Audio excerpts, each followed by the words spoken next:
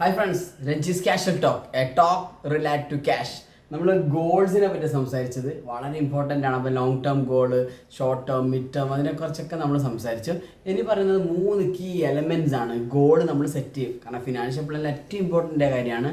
അതാണ് ഏറ്റവും ഇമ്പോർട്ടൻ്റ്. അതിൽ first one, underline the purpose. എന്തിനാണ് ഈ ലക്ഷ്യം? The purpose behind every goal there should be purpose.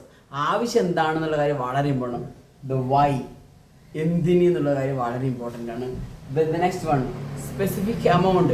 നമ്മൾ ആവശ്യം, സപ്പോസ് ഒരു എക്സാമ്പിൾ എഡ്യൂക്കേഷൻ ഫണ്ടോ അല്ല റിട്ടയർമെൻറ്റ് ഫണ്ടോ, ഹെൽത്ത്, നമ്മൾ വെൽത്ത് ആണെങ്കിൽ, വെൽത്ത് ക്രിയേഷൻ ആണെങ്കിൽ ഹൗ, സ്പെസിഫിക് എമൗണ്ട് വേണം. എത്ര എമൗണ്ട് വേണം? അപ്പോൾ ആദ്യം നമുക്ക് എന്തിനാണ് മനസ്സിലായി, എത്ര എമൗണ്ട് വേണം അതും മനസ്സിലായി.